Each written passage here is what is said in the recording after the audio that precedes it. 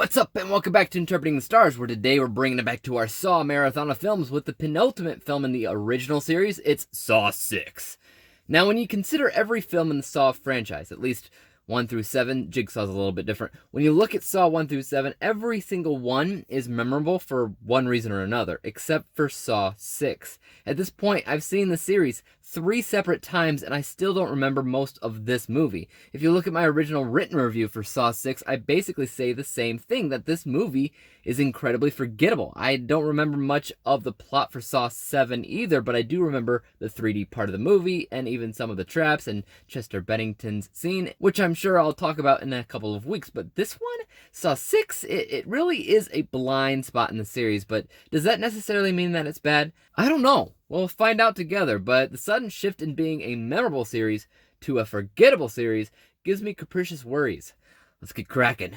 This review is brought to you by the word of the day, capricious. Given to sudden and unaccountable changes of mood or behavior, Saw 6 continues our story of the Jigsaw killings when Detective Erickson is getting closer and closer to discovering the truth behind Detective Hoffman, who has taken up the mantle as the new Jigsaw killer.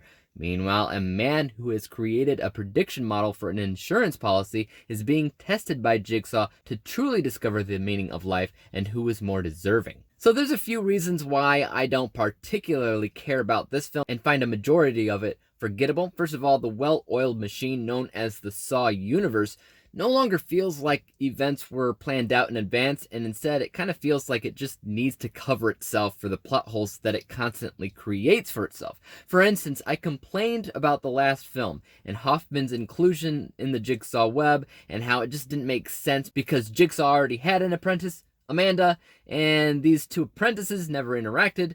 Well, they interacted in this film, so I guess they filled that plot hole, but honestly, a majority of what is happening now is that it's cornering itself.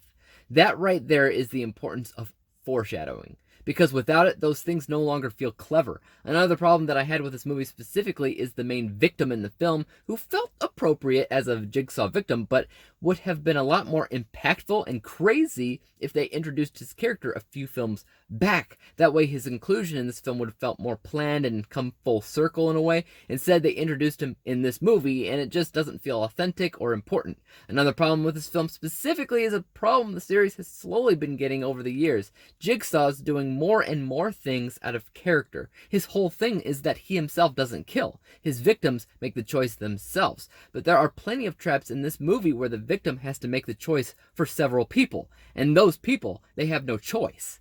One trap in particular has the main victim choosing 2 people out of a group of 6 to live, meaning that no matter what, 4 people had to die.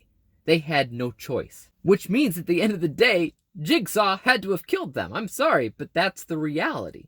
I am, however, very thankful that Tobin Bell is still providing his voice to Jigsaw and showing up in flashback sequences. Did he need to do that at this point? No, of course not. His character's been dead for like half the series by now, but his voice is more than iconic for Jigsaw, and his idealism always makes the audience think if he actually has a point, just as any good villain should do.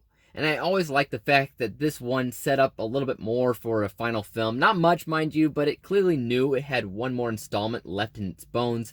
And I'll be watching Saw 7 in 3D on rewatch. But unfortunately, that's all there is to say about Saw 6, which as a general rule is fine. It works as a Saw movie, it has all the moving parts, but it's nothing special. None of the characters are really that great, and the revelations aren't super unique, even though they try to do it in a way that a good Saw fan would love. This essentially works like Saw 3, where one man is forced to go from trap to trap and decide if people should live or die. It's just not as good.